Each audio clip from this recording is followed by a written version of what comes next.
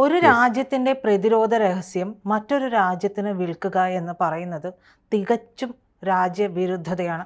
അത്തരത്തിലൊരു രാജ്യവിരുദ്ധ പ്രവർത്തനം നടത്തിയിരിക്കുന്നത് ഒരു ഇന്ത്യൻ വംശജനാണ് എന്നുള്ള വാർത്ത വരുമ്പോൾ അത് ഇപ്പോഴത്തെ നിലയിൽ ഇന്ത്യക്ക് ഏറ്റവും അപമാനകരമായിട്ടുള്ള ഒരു കാര്യം കൂടിയാണ്.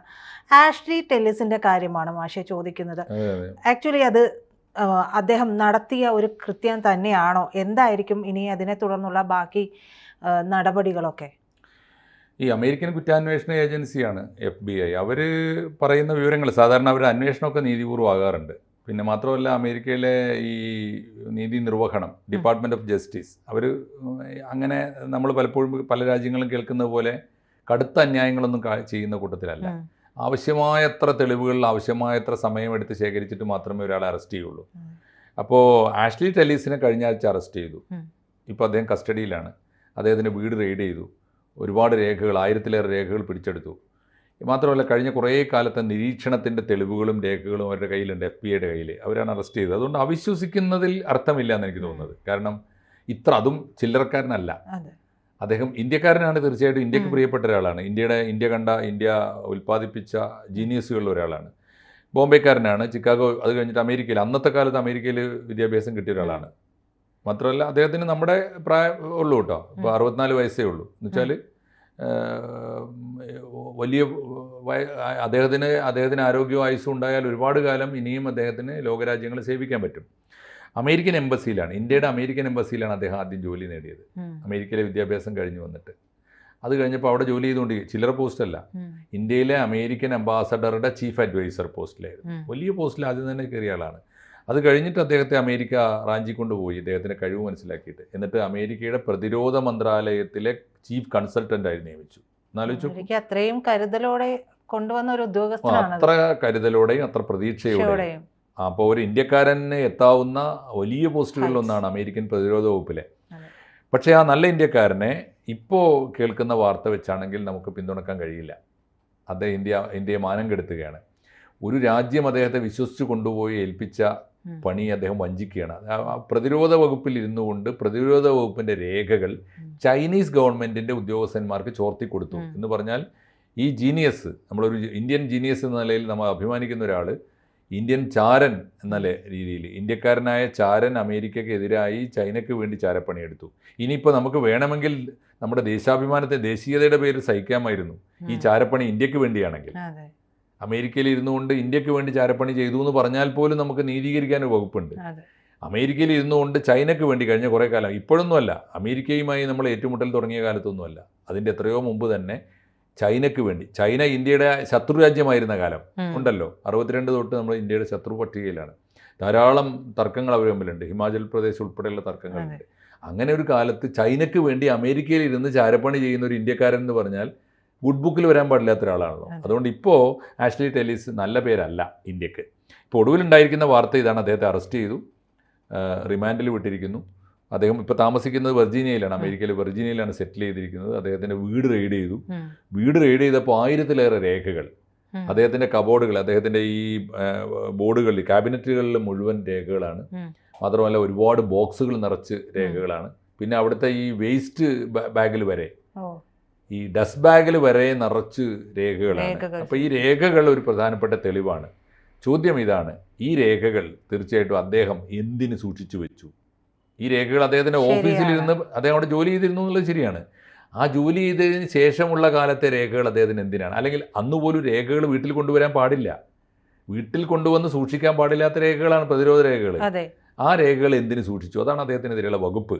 ഇപ്പോൾ നമ്മുടെ ഫോക്സ് ന്യൂസിൽ വന്ന വാർത്ത വെച്ച്, ഫോക്സ് ന്യൂസ് അമേരിക്കൻ ന്യൂസ് ഏജൻസിയാണ്, അവർ അമേരിക്കയിലെ DOJ, അതായത് ഡിപ്പാർട്ട്മെൻറ്റ് ഓഫ് ജസ്റ്റിസ്, അവരുടെ നീതിന്യായ വകുപ്പിനെ ഉദ്ധരിച്ചുകൊണ്ട് വന്ന പ്രസ്താവനയിൽ പറയുന്നത്, ഇപ്പോൾ അദ്ദേഹം ഞങ്ങളുടെ സംശയിക്കപ്പെടുന്ന കുറ്റവാളിയാണ്, തെളിയിച്ചിട്ടില്ല. തെളിയിക്കുന്നത് വരെ അദ്ദേഹത്തെ ഞങ്ങൾ കുറ്റവാളി എന്ന് വിളിക്കില്ല. പക്ഷേ തെളിയിക്കപ്പെട്ട് കഴിഞ്ഞാൽ ചെറിയ ശിക്ഷയല്ല, വമ്പിച്ച ശിക്ഷയാണ് അദ്ദേഹത്തെ കാത്തിരിക്കുന്നത്. 10 വർഷം വരെ അദ്ദേഹത്തിന് തടവ് കൊടുക്കാം. വേറൊന്ന് $2.5 ലക്ഷം വരെ പിഴ വിധിക്കാവുന്ന കേസാണ്. പക്ഷേ ഞങ്ങളതിപ്പോൾ പറയുന്നില്ല. അടുത്ത ആഴ്ച വിചാരണ തുടങ്ങുന്നുണ്ട്. വെർജീനിയ കോടതി വിചാരണയ്ക്ക് വെച്ചിട്ടുണ്ട് അടുത്ത ആഴ്ച. അപ്പോൾ അദ്ദേഹത്തിനെതിരെ തെളിവുകളുണ്ട് എന്ന് അദ്ദേഹം പറയുന്നുണ്ട്. അദ്ദേഹത്തിനെതിരെ തെളിവുകളുണ്ട് എന്ന് FBI പറയുന്നു, DOJ പറയുന്നുണ്ട്. അതേസമയത്ത്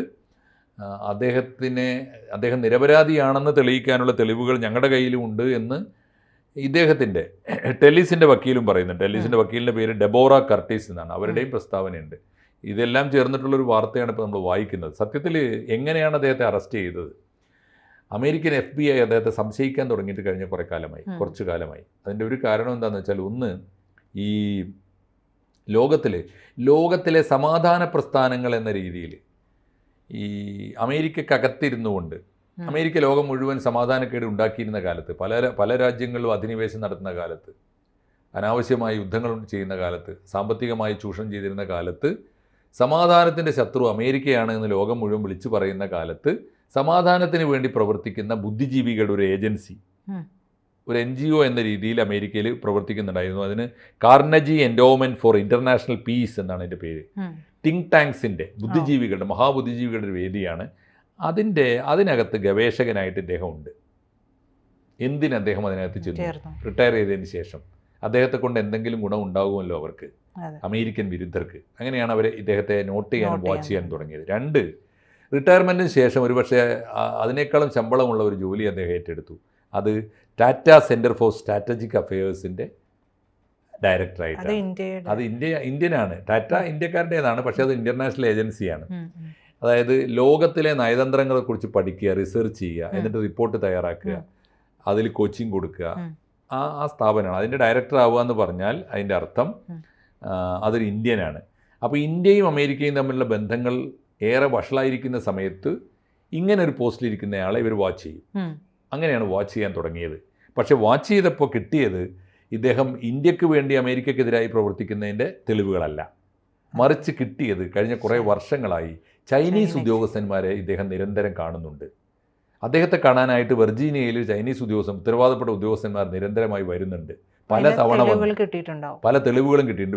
വിഷ്വൽസൊക്കെ അദ്ദേഹത്തിൻ്റെ അവരുടെ കയ്യിലുണ്ട്. ഒന്ന്, അദ്ദേഹത്തിൻ്റെ ഏറ്റവും പ്രധാനപ്പെട്ട തെളിവ് എന്താണെന്ന് വെച്ചാൽ 2022 ഇവർ പറയുന്നത് വർഷങ്ങളായിട്ട് അദ്ദേഹം കണ്ടുകൊണ്ടിരിക്കുന്നുണ്ട്. 2022 ഇദ്ദേഹത്തിൻ്റെ നാട്ടിലെ വെർജീനിയയിലെ ഒരു റെസ്റ്റോറൻറ്റിൽ വെച്ച് നടന്നൊരു കൂടിക്കാഴ്ചയുടെ മുഴുവൻ റെക്കോർഡ്സ് ഇവർ കയ്യിലുണ്ട്. എന്ന് വെച്ചാൽ വിഷ്വൽസ് ഉണ്ട്. FBI വിഷ്വൽ രേഖയിൽ പറയുന്നത്, ആ ഹോട്ടലിലേക്ക്, അന്ന് റെസ്റ്റോറൻറ്റിലേക്ക് ഇദ്ദേഹം കയറിപ്പോകുമ്പോൾ ടെല്ലിസിൻ്റെ കയ്യിൽ ഒരു കവറുണ്ട്, കനത്ത ഒരു കവറുണ്ട്, ഒരു കവറുണ്ട്. അത് കഴിഞ്ഞിട്ട് അതേ മുറിയിലേക്ക്, അതേ റെസ്റ്റോറൻറ്റ് റൂമിലേക്ക് കയറിപ്പോയ കുറേ ചൈനീസ് ഉദ്യോഗസ്ഥന്മാർ, അവരുടെ മുഴുവൻ ഫോളോ ചെയ്ത് നോക്കുമ്പോൾ അവരുടെ റെക്കോർഡ്സ് മുഴുവൻ ചൈനീസ് ഉദ്യോഗസ്ഥന്മാരാണ്. അവരുടെ കയ്യിലൊക്കെ മനോഹരമായി പാക്ക് ചെയ്ത ഗിഫ്റ്റ് ബോക്സുകളും ഉണ്ട്. FBI ക്യാമറയിൽ പിന്നെ പതിയുന്നത് ആ മീറ്റിംഗ് കഴിഞ്ഞിട്ട് വാതിൽ തുറക്കുമ്പോഴാണ്. വാതിൽ തുറക്കുമ്പോൾ കവർ ഇദ്ദേഹത്തിൻ്റെ കയ്യിലില്ല, പകരം ഗിഫ്റ്റ് ബോക്സുകൾ ഇദ്ദേഹത്തിൻ്റെ കയ്യിലുണ്ട്. എന്ന് പറഞ്ഞാൽ ഇത് പരസ്പരം കൈമാറി ഒളിപ്പിക്കേണ്ടത് ഒളിപ്പിച്ചു എന്നർത്ഥം. അപ്പോൾ അങ്ങനെയാണെങ്കിൽ ആ ഡോക്യുമെൻറ്റ്സ് എന്തായിരിക്കാം, ആ രേഖകൾ എന്തായിരിക്കാം എന്നതാണ് ഇവരുടെ ഒരു തെളിവ്. വേറൊരു പ്രധാനപ്പെട്ട കാര്യം ഇദ്ദേഹത്തിൻ്റെ കമ്മ്യൂണിക്കേഷനാണ്. ടെല്ലിസിൻ്റെ ഈ കമ്മ്യൂണിക്കേഷൻ റെക്കോർഡ്സ് പരിശോധിച്ചപ്പോൾ അദ്ദേഹം പ്രതിരോധ വകുപ്പിൽ വർക്ക് ചെയ്തിട്ടുണ്ടല്ലോ. അമേരിക്കൻ പ്രതിരോധ വകുപ്പിലെ അദ്ദേഹത്തിൻ്റെ സഹപ്രവർത്തകരായിരുന്ന ചില ഉദ്യോഗസ്ഥന്മാരോട് ഏറ്റവും പുതിയ ചില രേഖകൾ വേണം, പ്രിൻ്റ് ചെയ്ത് തരണം എന്ന് ആവശ്യപ്പെട്ടിട്ടുണ്ട്. അങ്ങനെ സെപ്റ്റംബർ 12 അദ്ദേഹം നടത്തിയ ഒരു അപേക്ഷ, അന്ന് അദ്ദേഹം ഈ ഫോൺ ചെയ്ത ദിവസം കഴിഞ്ഞ സെപ്റ്റംബർ 12 കഴിഞ്ഞ മാസം പ്രിൻ്റ് ചെയ്ത് അദ്ദേഹം പ്രിൻ്റ് ചെയ്യണമെന്ന് ആവശ്യപ്പെട്ടുകൊണ്ട് ഈ ഡിഫൻസ് ഓഫീസിലേക്ക് കോള് പോയി. അന്ന് ആ ഓഫീസ് പ്രവർത്തിക്കുന്ന സർക്കാർ കെട്ടിടത്തിൽ നിന്ന് ബ്രീഫ് കേസുകളുമായി ഏതാനും പേര് പുറത്തു വന്നിട്ടുണ്ട്. ചില ബ്രീഫ് കേസുകൾ, അത് ആരെ തേടിയാവാമെന്നത് കണ്ടുപിടിച്ചിട്ടില്ല. പക്ഷേ ഇദ്ദേഹം ആവശ്യപ്പെട്ടതിൻ്റെ തെളിവുണ്ട്. ബ്രീഫ് കേസുകളുമായി ആ ഉദ്യോഗസ്ഥന്മാർ പുറത്തു പോയതിൻ്റെ തെളിവുണ്ട്. വേറൊന്ന്,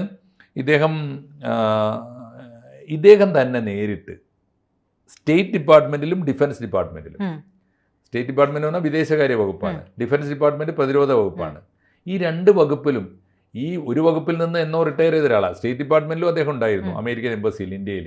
പക്ഷേ ഈ 2 ഡിപ്പാർട്ട്മെൻറ്റുമായി ഇപ്പോൾ യാതൊരു ബന്ധവും ഇല്ലാത്ത ഒരാൾ ഇടയ്ക്കിടയ്ക്ക് ഈ ഡിപ്പാർട്ട്മെൻറ്റുകളിൽ നേരിട്ട് ചെല്ലുന്നുണ്ട്. അമേരിക്ക ഏൽപ്പിച്ച ഒരു പണിയുമല്ലല്ലോ അത്.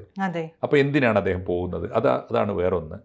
വേറൊരു പ്രധാനപ്പെട്ട കാര്യം, ഇദ്ദേഹം ഇത്രയും തെളിവുകളാണ് അവരുടെ കയ്യിലുള്ളത്. എന്തായാലും ഇദ്ദേഹം നേരത്തെ ഡിഫൻസ് ഡിപ്പാർട്ട്മെൻറ്റിലെ കൺസൾട്ടൻ്റ് ആയിരുന്നു എന്നത് ഇവരുടെ അന്വേഷണത്തിൻ്റെ ഗൗരവം വർദ്ധിപ്പിക്കുന്നുണ്ട്. കാരണം എന്ത് രഹസ്യങ്ങളും ഇദ്ദേഹത്തിന് അറിയാത്ത രഹസ്യങ്ങളില്ല അമേരിക്കക്ക്. ആ രഹസ്യങ്ങളാണ് ചൈനയ്ക്ക് ചോർത്തിക്കൊടുത്തതെങ്കിൽ ആ കുറ്റം ചെറുതല്ല. ഒരുപക്ഷെ വെളിച്ചം കാണാനിടയില്ലാത്ത വിധം അമേരിക്ക പണിഷ്മെൻറ്റ് കൊടുക്കാനിടയുള്ള ശിക്ഷയാണ്. എന്തായാലും അടുത്ത ആഴ്ച വിചാരണ തുടങ്ങുമ്പോൾ ഇദ്ദേഹത്തിന് നിരപരാധിത്വം തെളിയിക്കാനാവുമോ അതല്ല അമേരിക്കയുടെ FBI വാദങ്ങളാണോ ബലപ്പെടുക എന്നറിയില്ല. പക്ഷേ കുറ്റം തെളിയിക്കപ്പെട്ടാൽ ഗുരുതരമായ ശിക്ഷ അദ്ദേഹത്തെ കാത്തിരിക്കുന്നുണ്ട്. അങ്ങേയറ്റം ആശങ്കാജനകമാണ് അദ്ദേഹത്തിൻ്റെ ഭാവി. ഒരു പക്ഷേ ഒരേ ഒരു സാധ്യത അവശേഷിക്കുന്നത് ഈ അവസ്ഥയിൽ ഇന്ത്യക്ക് ചൈനയോടുള്ള ബന്ധവും അമേരിക്കയോടുള്ള വിരോധവും മുൻനിർത്തിയിട്ട് ഒരു ഇന്ത്യൻ പൗരനെ വിട്ടുകിട്ടാൻ ഇന്ത്യക്ക് ആവശ്യപ്പെടാനുള്ള നയപരമായ തീരുമാനം അധാർമികമാണെങ്കിൽ പോലും ആ തീരുമാനത്തിലേക്ക് ഇന്ത്യ ഗവൺമെൻറ് പോകുമോ ഒരു ചോദ്യം മാത്രമേ, എന്നൊരു പ്രതീക്ഷ മാത്രമേ നമുക്കുള്ളൂ. ഇല്ലെങ്കിൽ ആഷ്ലി ടെല്ലിസിൻ്റെ കാര്യം കട്ടപ്പുകയാണ്. കൂടുതൽ വാർത്തകളും വിശേഷങ്ങളും നിങ്ങളിലേക്ക് എത്താൻ ABC മലയാളം സബ്സ്ക്രൈബ് ചെയ്യുക, ബെൽ ബട്ടണും അമർത്തുക.